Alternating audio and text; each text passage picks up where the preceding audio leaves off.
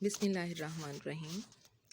Welcome to JS online classes. Student, now it's time for a math. Today our topic is quadratic equation and functions. Now we start a lecture number 3 of quadratic formula. We find the quadratic formula by derivation.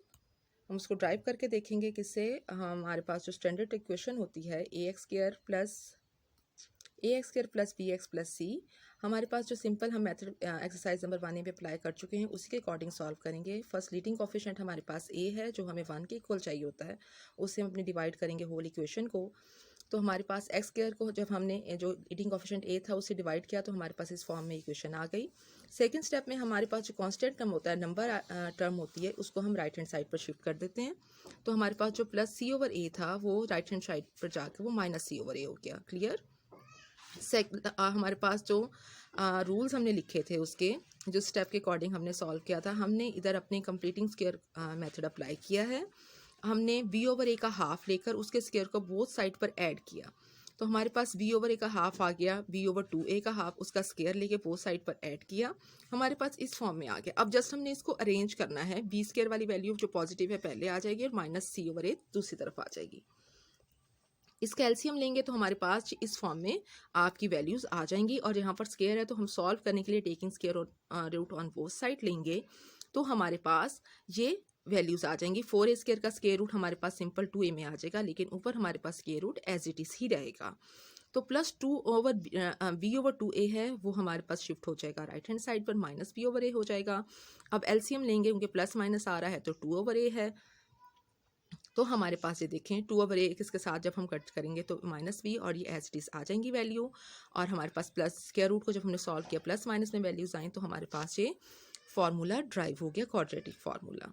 अब एक चीज़ mind में रहेगी कि जब भी आप sure करोगे, always ensure that the equation in the form ax square plus bx plus c is equal to 0 before substituting the value of a b and c into the formula.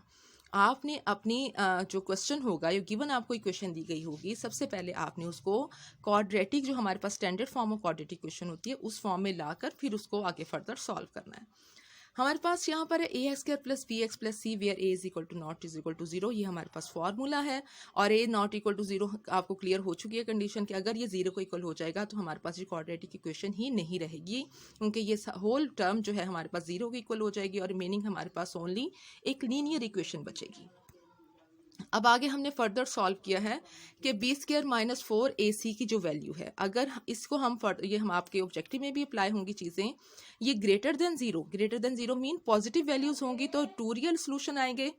Equal to 0 होगा, it means अगर ये equal सारी value 0 के equal हो जाएगी तो हमारे पास only one solution real solution आएगा। और अगर ये लेस देन 0 मीन अगर ये सारी वैल्यू का सोल्यूशन सॉल्व करने के बाद नेगेटिव वैल्यू आएगी और नेगेटिव वैल्यू का हमारे पास स्क्वायर रूट फाइंड आउट ही नहीं होता तो हमारे पास वो उसका कोई सोल्यूशन ही फाइंड आउट नहीं होगा। एक्सरसाइज नंबर 1 भी है हमारे पास x square plus 4x plus 1 है। हमने इसको कंपेयर किया अपने उसके साथ इक्वेशन के साथ a x square plus b x plus c. Compare करने के बाद a को लिखा इज इक्वल टू 1 है, b हमारे पास 4 है और c is equal to 1।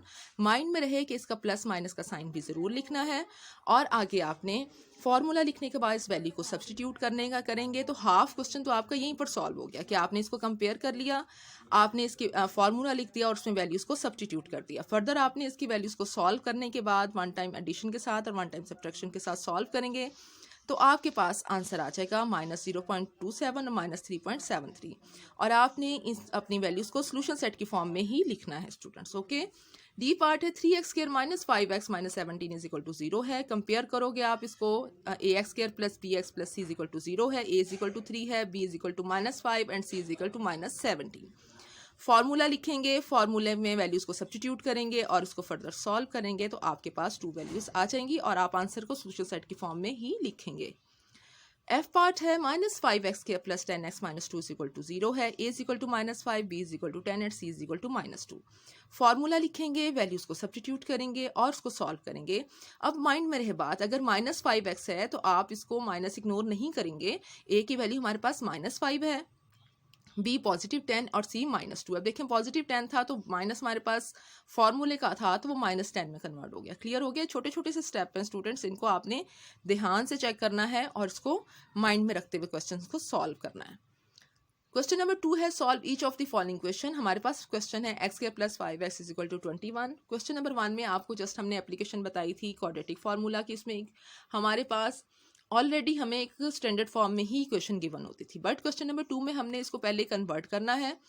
X square plus 5x minus 21 करेंगे तो हमारे पास ये क्वाड्रेटिक इक्वेशन में कन्वर्ट हुआ। कंपेयर किया इसको ए, बी और सी के साथ। वैल्यूज फॉर्मूले को लाजमी लिखना है, मार्क्स होते हैं इसके, और उसके बाद इसमें वैल्यूज को सब्स्टिट्यूट करेंगे, फर्दर सॉल्व करेंगे तो आपके पास आंसर आएगा। डी पार्ट है 4x square minus 7 is equal to 2x है। देखें अगर हम माइनस 2x कर लेंगे तब भी हमारे पास नहीं हुआ, तो प्रॉपर 2x को उसकी ही जगह पे लाएंगे। 4x square minus 2x minus 7, क्योंकि ax square plus bx plus c is equal to 0 हमारे पास स्टैंडर्ड फॉर्म है। कंपेयर किया is equal to a is equal to 4, b is equal to minus 2 and c is equal to minus 7 है। Formula लिखा, फॉर्मूले में values को substitute किया, फर्दर सॉल्व किया तो हमारे पास उसकी वैल्यूज आ गई x की। एफ पार्ट में देखें हमारे पास फिर सबसे पहला जो स्टेप है हमारे पास, इसको क्वाड्रेटिक इक्वेशन में पहले कन्वर्ट करेंगे। हमारे पास देखें एक्स स्क्वायर हमारे पास पॉजिटिव हमें चाहिए होता है, हमारी यही कोशिश होती है कि पहले वाला जो लीडिंग कोएफिशिएंट है वो पॉजिटिव रहे, तो हमने इन दोनों वैल्यूज को राइट हैंड साइड पे शिफ्ट कर दिया तो हमारे पास ये क्वाड्रेटिक इक्वेशन आ गई। कंपेयर किया इसको a is equal to 1, b is equal to minus 16 and c is equal to 61। Quadratic formula लिखा हमने, उसमें वैल्यूज को सब्स्टिट्यूट कर दिया, सॉल्व कर लिया, एक दफ़ा प्लस के साथ एक दफ़ा माइनस के साथ, तो हमारे पास आंसर आया। क्वेश्चन नंबर 3 में अब हमारे पास एक और थोड़ा सा इसको कॉम्प्लिकेटेड किया गया है।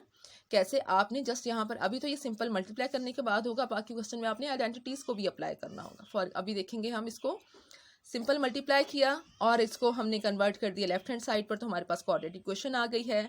कंपेयर किया a is equal to 1, b is equal to 1 and c is equal to minus 1। Formula लिखा, फार्मूले में इस वैल्यूज़ को सब्स्टिट्यूट किया और उसको सॉल्व कर लिया आपने, तो आपके पास x की 2 वैल्यूज़ आ गई। क्लियर।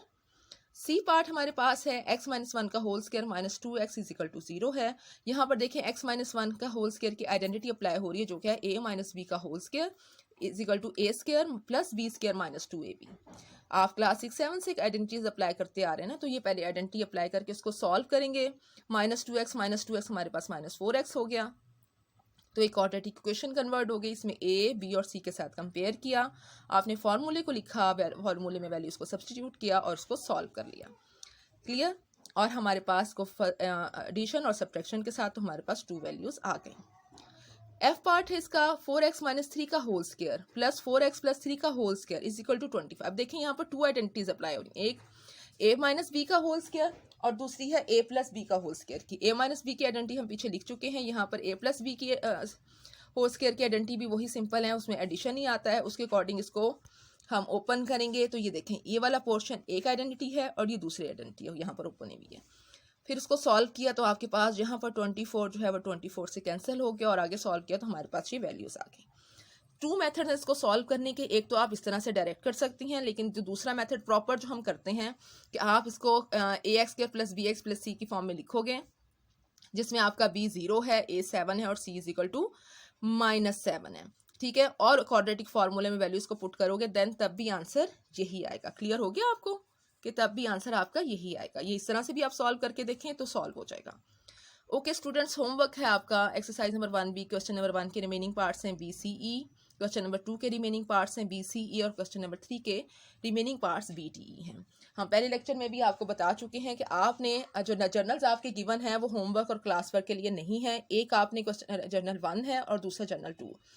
अभी जो करंट वीक काम जा रहा है वो आपने जर्नल 1 पे करना है। जब आप वो जर्नल और होमवर्क का काम ही जस्ट आपने करना है, क्लास वर्क आपने किसी रफ रजिस्टर पे करना है और होमवर्क आपने जर्नल 1 पे करके जब स्कूल में वो आप सबमिट करवा देंगे चेकिंग के लिए, तो जो उस वीक में काम आएगा वो आपने जर्नल 2 पे करना है। क्लियर हो गया, और वो भी जस्ट आपका होमवर्क। क्लियर हो गया स्टूडेंट्स। थैंक यू, अल्लाह हाफिज़।